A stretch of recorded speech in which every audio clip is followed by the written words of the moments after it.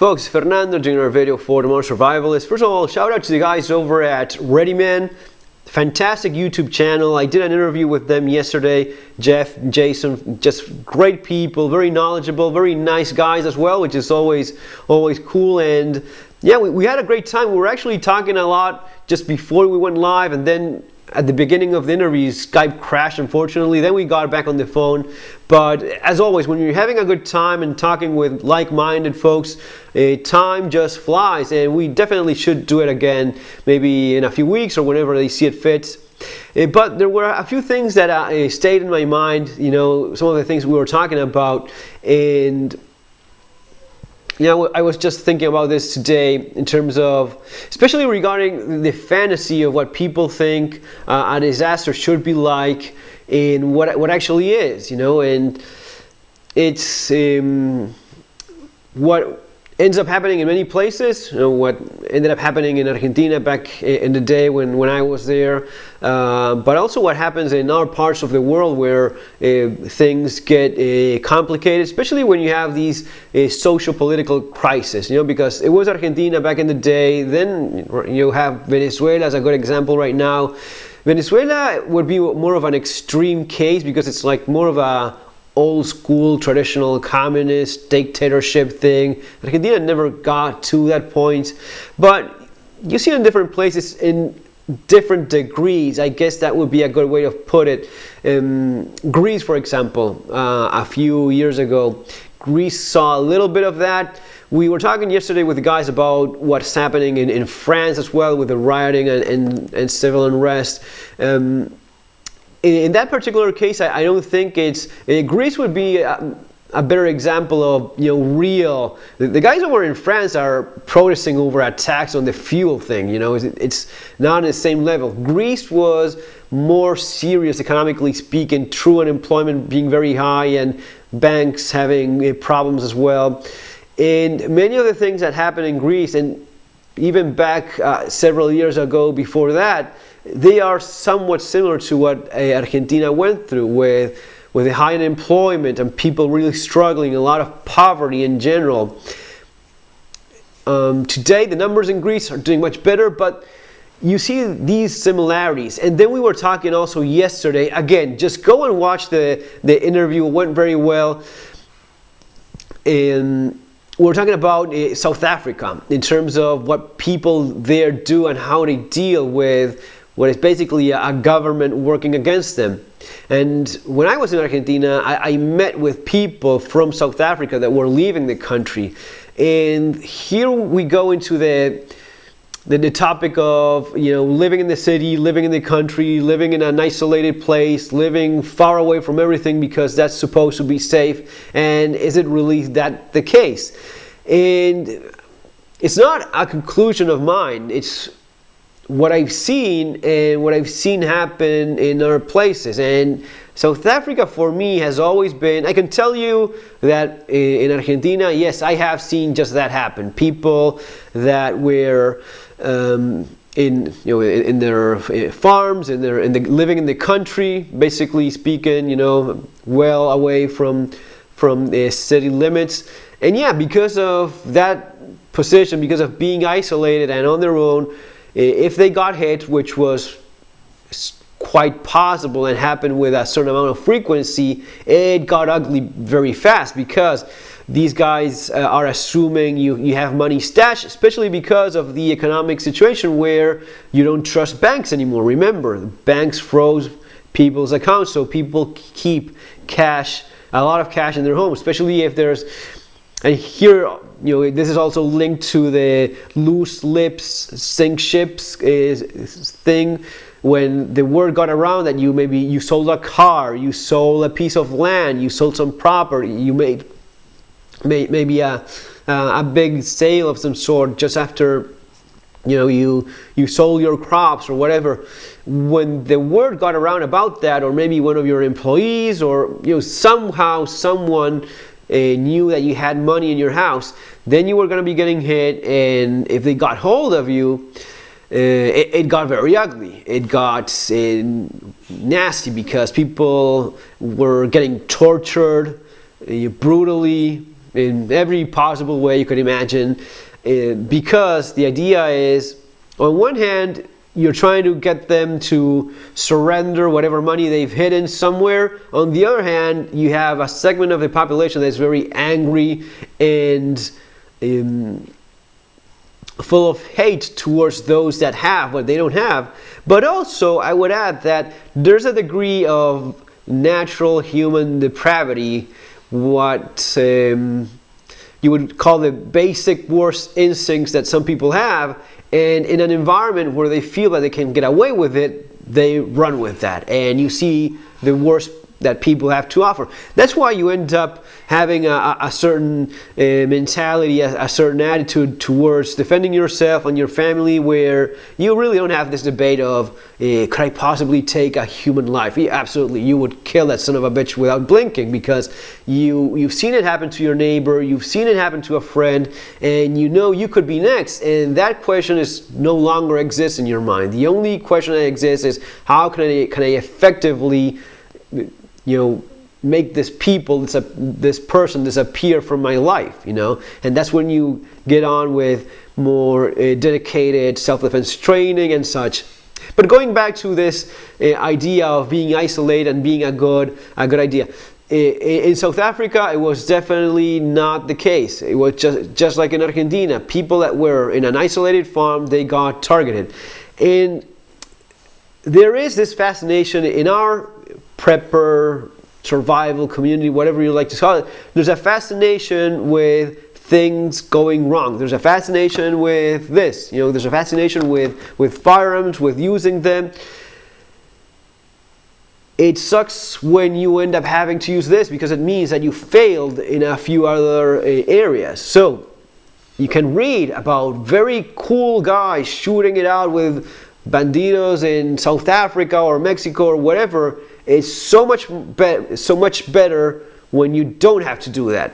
It's so much better when you plan ahead of time and you are safely tucked in bed somewhere else, and not shooting it out for your life and for your family's life in a farm in the middle of nowhere in South Africa. I have nothing at all against farms. I think farms are fantastic. The thing is that from a disaster survival, from a preparedness point of view, it is not always the most logical thing to do, and certainly not if your concern is widespread anarchy and crime. In that case, you're looking for something different. You're looking for more of a close-knit community where people help each other. That's what I've seen be more successful in Argentina. That's what studying other events in other parts of the world has proven to be more successful as well. It's what's proven to be more successful in South Africa as well. The places, and this is from folks coming directly from South Africa telling you this, the safest place would be a good close community with walls, with a good perimeter, with good security, making sure people in there are safe. And yeah, we could go on a limb here and start talking about the end of the world, and when security is not enough and you have to pull your own security. And it may be the case. There's maybe someone somewhere in Texas or Montana or wherever it is that you are, that you have a chunk of land, you have a community there, you have maybe a number of family or friends, and you're all watching each other's back, and maybe that works for you. Now, I will also say that we were talking yesterday with the guys over at ReadyMan, and I knew a guy that had, not just a guy, a good friend of mine. We shot together, we trained together, we took classes, and we competed. We were very much involved in the same thing, shooting for self-defense. That was our thing. That's what we trained for. And I had this exact same conversation with him, and he got hit just a few days before I left. And he couldn't believe it. He just had to hand it to me. You were absolutely right. I got screwed, just like you said it could possibly happen. That's how it went down. They were obviously watching us. They were checking us out for a period of time, see how we move, how things run in our homestead. He had a nice place, big place with lots of people. He had it was a working farm. He had people living in there as well. He had several buildings. He wasn't just one guy alone, and he was very much into planning this. He obviously didn't plan it well enough, or at least, even if he did, someone with a pair of binoculars and a radio and a few buddies clearly managed to work around whatever security he had in place. And he told me that they moved very they moved from one building to the next, taking hostages, and in just a few minutes they round up everyone and just picked the place clean. They stole a bunch of his guns. This is a guy that has this homestead. He has another big house in the city. He has another big homestead somewhere. He has like several places across the country. A guy that's basically very well off. And I mean, what I mean by this is, and he's actually an engineer, very smart guy as well. And money was not a problem in terms of getting assets and the resources he needed, but that's the way it went down for him. So this idea of you being the lone wolf thing is not always as wise as it seems. And if you are doing this right now, there's a good chance that you're able to do this right now precisely because shit hasn't hit the fan. If shit hits the fan and you are in an isolated position, chances are it's more of a problem than anything else. It's not going to be an advantage. And you get this all the time, guys that say, yeah, as soon as I see the balloon go up, I'm going to be going to my farm or my whatever, and entirely up to you, and maybe it works great. Maybe it's just exactly what. There's always the luck factor, right? Maybe you do this and maybe nothing happens.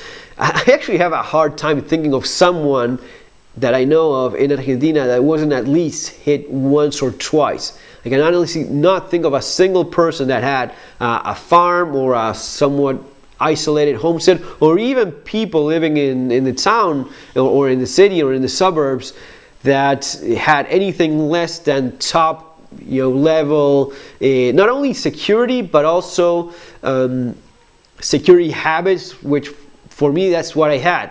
I didn't have anything too fancy. Yes, I lived in places that were easily secured because that was specifically what I was looking for. I lived in houses that had a fence, a 6-foot fence, iron fence, so as to have that first perimeter, then another door. It had houses with bulletproof doors, armored doors, all those things that improved my safety, an alarm, and also being very cautious myself. That's a big thing. In Argentina, you would typically get hits either early in the morning when you were leaving for work or for school, wherever it is that you were going, and when you got back. That window of opportunity where you open the door, you're exposed, and especially when you came back home at night. That was the big thing. That I did that with I drove like this, right? And if I saw anything suspicious, I would just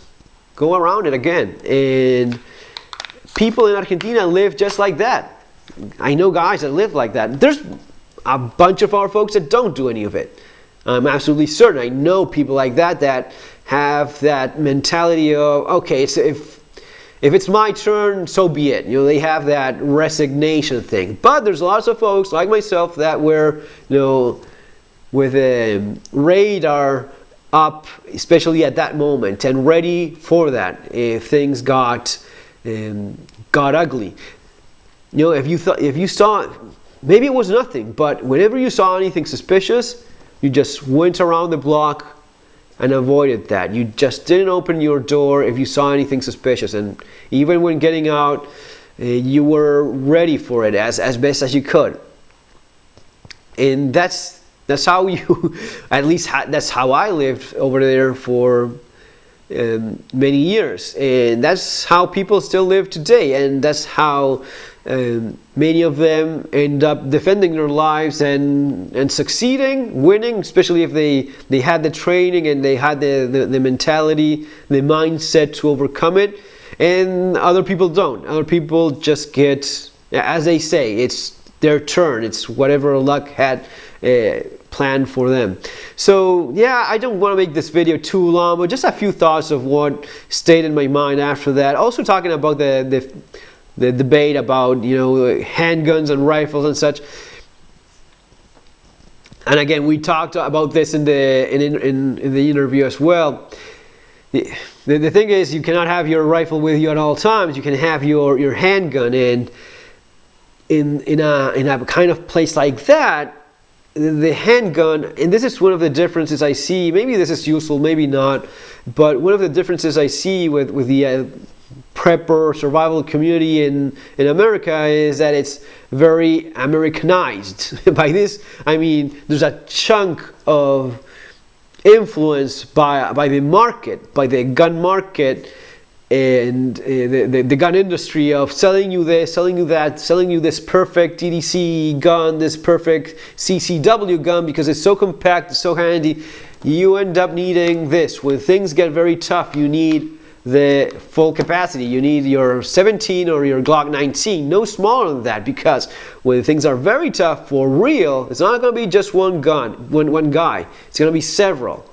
You know, so your little compact 7-shot will be a far cry from that.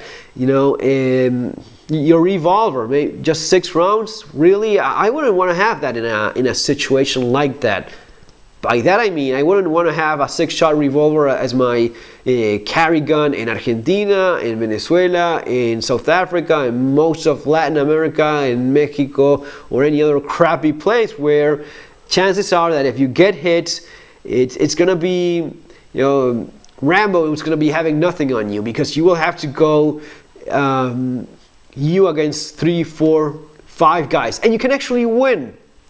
I'm going to be leaving the link below as well. I'm going to be leaving the one of the interview with the folks over at ReadyMan, and I'm also going to be leaving a second link there below. I'm going to be finding it of a shooting that happened in Buenos Aires not that long ago.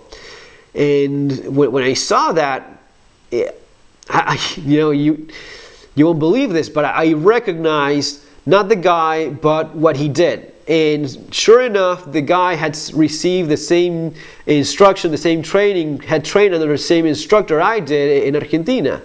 And the movements were so frequently similar. The way he handled it was very reminiscent of that kind of training that we did. And for that guy, it actually worked in the real world against, I think it was 3 or 4 guys. I think he killed like 3 people. Or again, follow the video. It's very short and it's quite scary, because the guy is driving into his garage with his daughter, and all of a sudden he has 3 or 4 guys armed coming inside with him.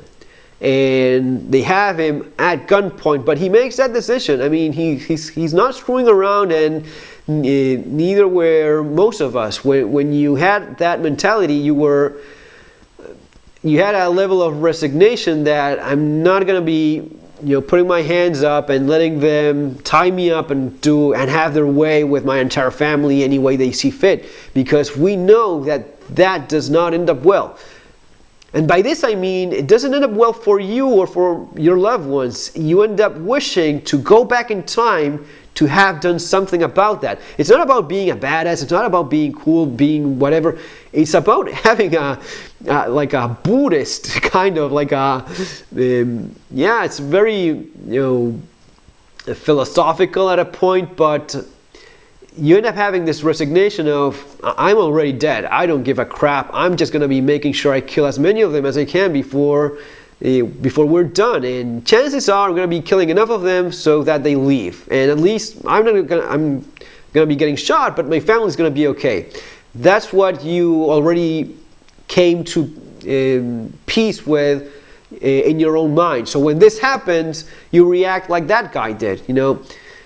Your chances of winning a gunfight in a garage with this amount of room against 2, 3 other guys armed shooting at you, are kind of limited, but you do it anyway because you made this decision ahead of time. I'm getting caught in this, and the video is being way longer than it should. Just a few more thoughts regarding that sort of stuff, and the difference between what we think is going to be happening and what is very likely to happen.